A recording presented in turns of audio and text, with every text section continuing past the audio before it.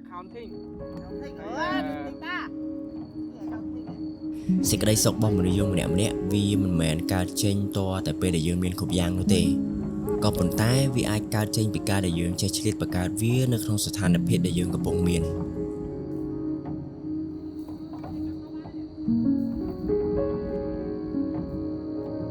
ឈប់ប្រខាំងខ្លួនឯងទៀតទៅ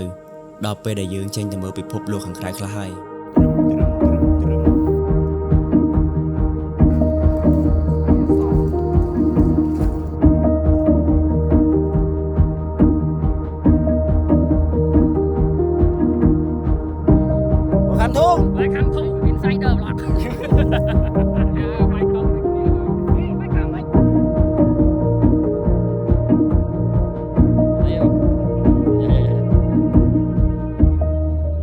ខ្ញុំជួបរឿងនឹងរៀនបានអ្វីខ្លះរយៈពេល2យប់3ថ្ងៃរបស់ខ្ញុំនៅលើភ្នំមួយនេះ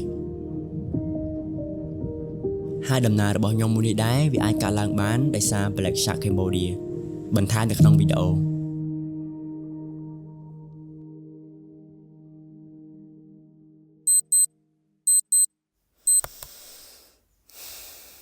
នៅថ្ងៃទី1របស់ខ្ញុំបានសម្រាកនៅ Sound Stay ទឹកដីអូសោររយៈពេល1យប់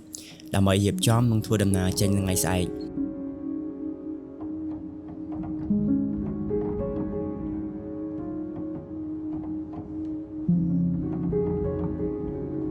Hello អ្នកគ្នាតិចទៀតយើងនឹងរីខតហើយរីខតណាឥឡូវអ្នកគ្នាតិចទៀតយើងនឹងមានសកម្មភាពមួយឡើងទៅខ្នងភ្នំសបាយតែឥឡូវតាមឡុកពេលឥឡូវនេះយើងកំពុងតែស្ថិតនៅ Sound Stay ហើយនេះគឺជាសមាជិករបស់យើងអ្នកគ្នាហើយការធ្វើដំណើររបស់យើងនឹងគឺយើងប្រើប្រាស់ម៉ូតូរបស់សហគមន៍និងការដើរថ្មើរជើងប្រហែលជា7ម៉ោងហើយបើសិនជាយើងគិតជាគីឡូប្រហែលជា47គីឡូម៉ែត្រទើបដល់ទីតាំងដែលយើងចង់ទៅភ្លាមហ៎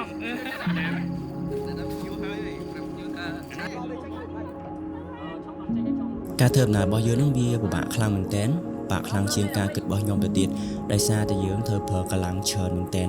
ហើយម៉ូតូដែលសហគមន៍គាត់ជូនយើងទៅហ្នឹងគឺវាច្រើនមានបញ្ហាហើយវាពិបាកក្នុងការគ្រប់គ្រងមែនទែន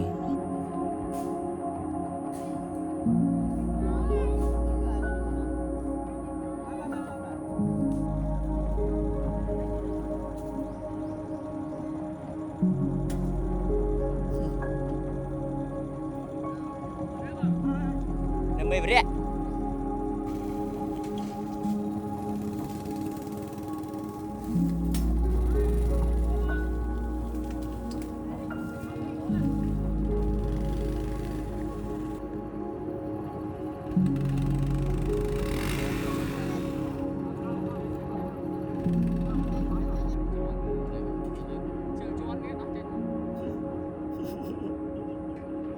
្រឡំសោត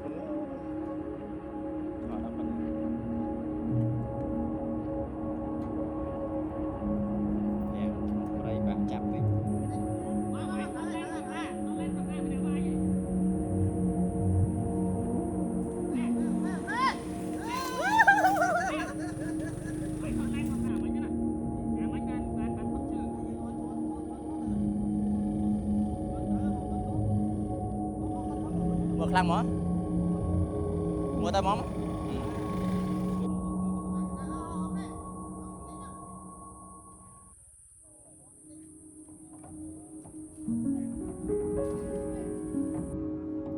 ថ្ងៃហ្មងតែគេបង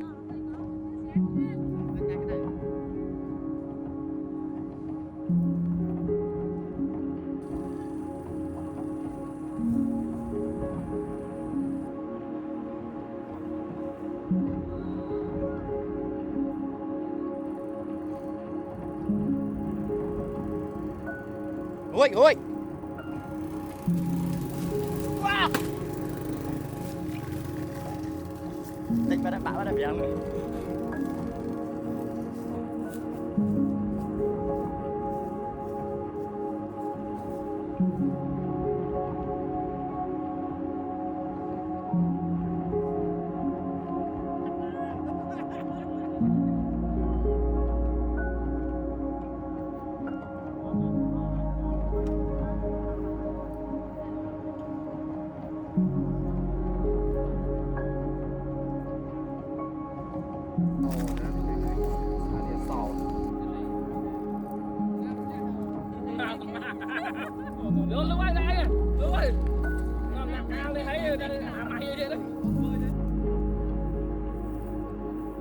សិនបីតង់ជាន់គ្នា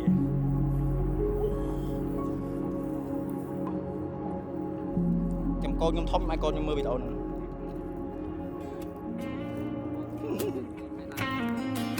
វ៉ាវ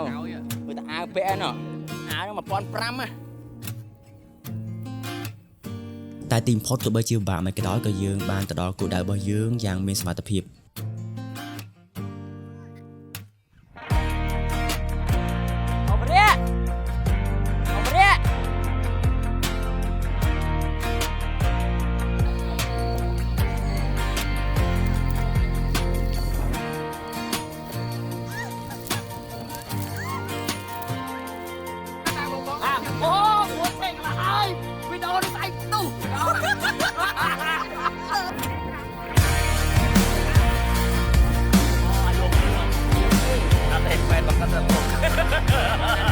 ហើយនៅពេលដែលយើងទៅដល់ដំបូងយើងបានរៀបចំកន្លែងដើម្បីសម្រាកអាហារពេលល្ងាចផងដែរ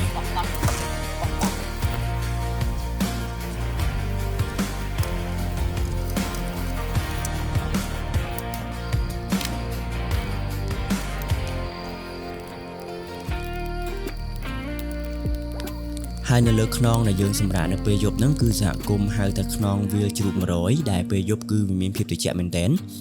ប៉ុន្តែសំណាងដែរដែលយប់ដែលយើងគេងហ្នឹងគឺវាអត់មានភ្លៀងទេគឺយើងអាចគេងបានយ៉ាងភាពងាយស្រួលមែនទែន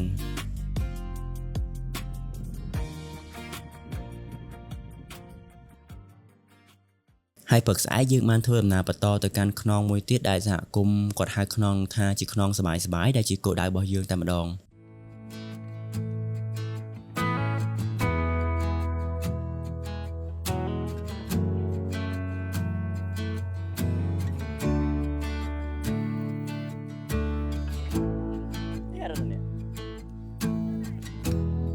បតទៅរូបភាពបងម្នាក់និយាយឃើញធំណា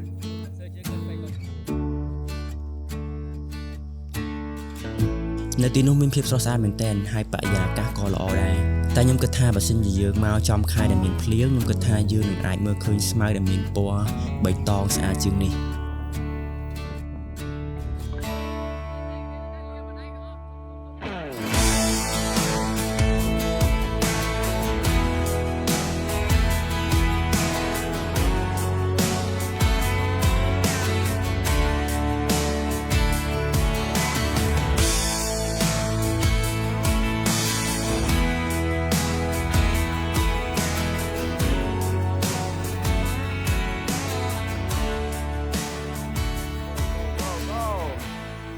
ហើយយើងក៏បានត្រឡប់មកកាន់កន្លែងដែលយើងសម្រាកវិញដើម្បីយើងធ្វើការរៀបចំធ្វើម្ហូបនិងកន្លែងសម្រាកផងដែរ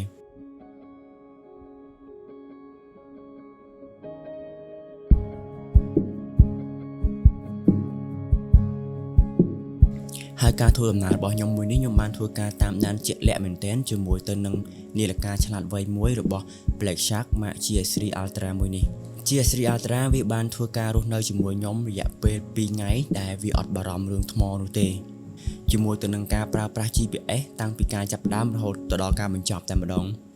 វាបានបង្ហាញទិន្នន័យយ៉ាងជាក់លាក់មែនទែនទាំងការធ្វើដំណើររបស់ខ្ញុំក៏ដូចជាចម្ងាយរបស់ខ្ញុំដែលខ្ញុំបានធ្វើការធ្វើដំណើរផងដែរ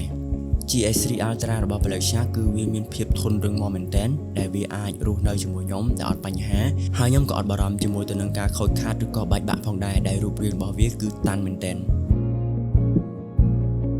អរគុណខ្លាំងមែនទែន Black Shark Cambodia ដែលបានគាំទ្រដំណើររបស់ខ្ញុំមួយនេះហើយនៅពេលដែលយប់ដដែលហ្នឹងគឺពួកយើងបានធ្វើការនិយាយគ្នាលេងជាមួយសហគមន៍ក៏ដូចជានិយាយគ្នាលេងជាមួយទៅនឹងអ្នករួមដំណើររបស់យើងផងដែរយើងបាននិយាយរឿងក្នុងចិត្តចែកគ្នាស្ដាប់ច្រើនមែនទែនអមជាមួយទៅនឹងអាកាសធាតុដ៏ត្រជាក់ផងដែរខ្ញុំបានរៀនពីដំណើរមួយនេះបានច្រើនមែនទែន